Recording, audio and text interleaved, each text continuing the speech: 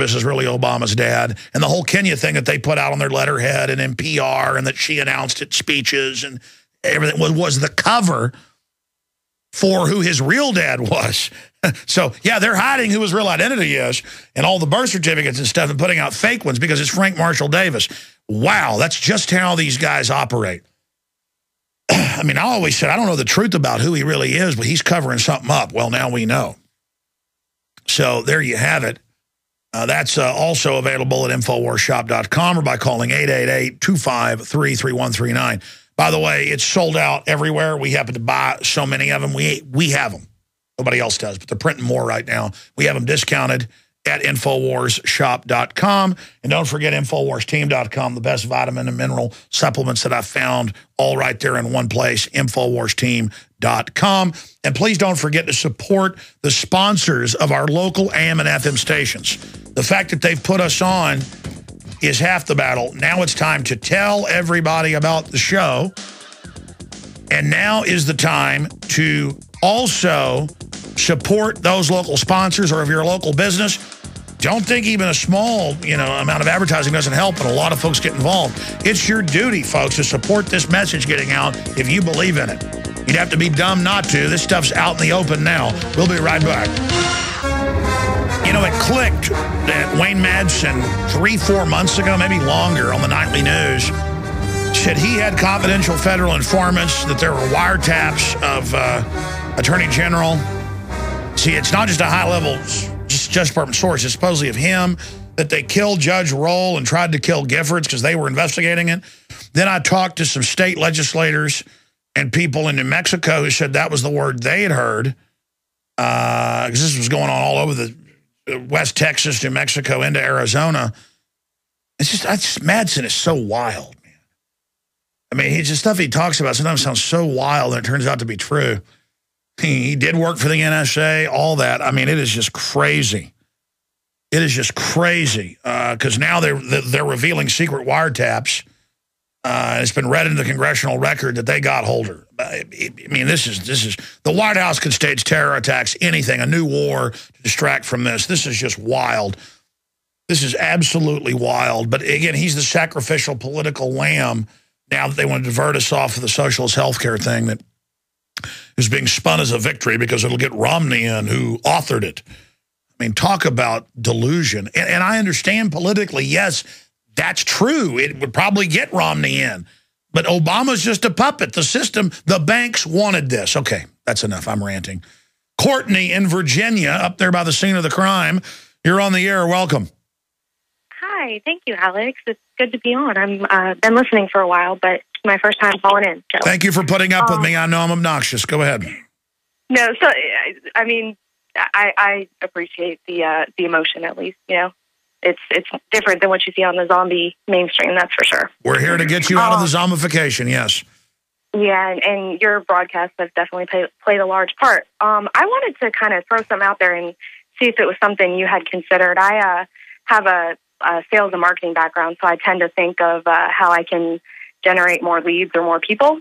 And when this Obamacare ruling came out, I didn't see much of a silver lining, but I did see maybe an opportunity for you if you were to maybe devote like a segment of your regular broadcast to like Obamacare 101 or what's in the bill, the implications. We could maybe reach out. Sure. Basically, they can change it whenever they want, however they want. It's a Federal Reserve takeover of 35 million people, but it also takes over the general health care system. It lets the IRS, you have to file with them the type of health care you have. They can now take money out of your account. I mean, it's just the IRS and the nanny state sticking their hand down your pants like the TSA, basically. Absolutely. And but I think, because there's a large segment of people and who are still caught in the left-right paradigm, so they, may identify themselves as, with the GOP or Republican, who are semi-awake, but have the potential to go back to sleep or along those lines. But Obamacare is definitely one of those issues that a lot of people are up in arms about, and for good reason. So I was just kind of positioning that to you, that maybe if you were to do just a portion of your broadcast to Obamacare and consolidate all of the information, that we, the listeners, could spread the word that it's happening, and get more people to tune in who wouldn't otherwise know of you or necessarily tune in. No, you're right. On issues of Obamacare, gun restrictions, anything, we should, and we do write articles about it, but that boil it all down. But I think we posted an article this morning, basically titled, 20 Reasons Why Obamacare is a Disaster. And I think that's a good article to go read. It's now scrolled off into the featured archive, but there's that red link that says breaking. That's the RSS feed. Key to click on that red link at the top of Infowars.com to just see everything that's been up there in that day.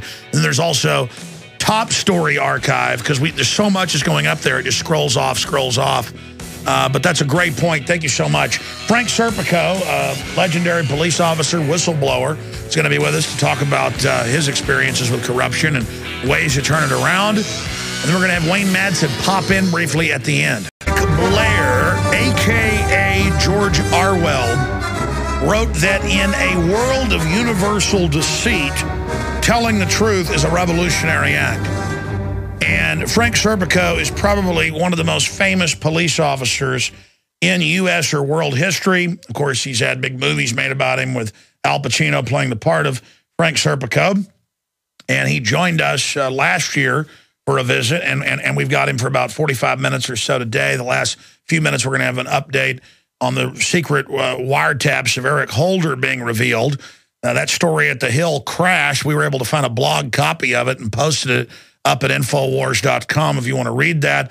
This is really coming to a head very, very quickly with talk of the House going to the grand jury in the District of Columbia and calling for criminal charges. This is getting very Nixonian. And we'll talk about general corruption. I wanted to get Frank Serpico on about police corruption, what he witnessed in general society, because last time we talked mainly about his story. But there's so much happening. I just want to get his view overall on the state of the world today. He doesn't really need any introduction, but he joined the Newark Police Department in '59, a police officer for 12 years. His attempts to report police corruption to his superiors and the department fell on deaf ears until he was shot, basically over to boil it all down. And then he moved to Switzerland for a while, and I could say a lot more about him, but best-selling books have been written about him, big blockbuster Hollywood films. But he's a pretty humble guy. Frank, good to have you back on with us today. I appreciate you joining us. Hey, Alex, it's a pleasure. And the first thing I want to do is apologize for the last show when my phone went bust, and I found myself screaming into the wall phone there. So how's the transmission today? It is good, sir. The transmission is super duper, and it's good to have you. Frank, I want to ask you out of the gates, instead of asking questions, what is front and center on your radar screen right now? We haven't talked before this interview. What is front and center in your mind right now? Well, first of all, when you started the show, you mentioned the name Orwell? Yes, sir. Did you mean George Orwell, the guy who wrote 1984? Yes, sir. Okay, so we know where we're at, And foremost on my mind is that you can't trust the government, you can't trust the media, and you can't trust the medical profession. And I want to say, there are always exceptions to the rule, but what happens is you have these pundits, they get their degrees and they write their books, and they change history. They're revisionists. So you got to be careful, what you're reading and who wrote it and what their intention is. So we were talking about Fast and Furious, and I was wondering how many of your listeners remember the Iran-Contra affair with Ollie North and Israel, delivering guns to Iran, and then also Israel sinking an American, the USS Liberty, and then all kinds of cover-ups were written. They didn't know it was an American ship, but I heard one of the men on board saying he could see the pilots as they flew by. And the amazing thing is what this government get away with when they slaughter Americans and they claim to have our best interest at heart. So what I'm saying is, no, you can't trust the government. If they told me the sun was shining, I'd bring my umbrella out. You know, you make the parallel to Iran-Contra, that's guns out of the country, drugs into the country. Now even the Washington Post is having a report on the fact that Fast and Furious has connections to narcotics. It came out in federal court. They were authorizing cartels to bring drugs in, that the feds are arming street gangs in the U.S. I mean, literally, Fast and Furious is the tip of the iceberg. From your decades of studying this and living it, and I mean, your words last time, you said almost all the detectives around you were on the take or corrupt. I said, what was the percentage? You said basically all but I. What would you call this system? Correction there. You said tip of the iceberg. I want to make that the tip of the dung heap. But like I say, I hear sometimes cops, they say to me, oh, you're, it's just like if you speak up, they say you're anti-American. I say, no, I'm just anti-corruption. I'm not anti-police, I'm anti-corruption. Just last week, a New York City police detective gave me his shield, his detective shield, and his patrolman shield that was awarded to him by his narcotics squad when he retired. And I don't know how many of your listeners know about the Palladium murder. And the gentleman that I'm speaking of, and others that I will speak of, I say they are truly worthy of the title of New York's finest and the world's best detectives. But it seems they are at a minimum, or if they're not, their buddies are afraid to speak up because they will be made examples of. And in this case, the detective I'm speaking of, and your listeners can go online, his name is Bobby Adelorado. And he found that two men were charged with murder. They weren't even at the scene, and they served 10 years and then 2 years more in a penitentiary, and he fought not to keep them in there, but to get them out of there, and that's what he did. So there are good police out there, but the problem is that at the top, like with Bobby's case, he becomes the victim, and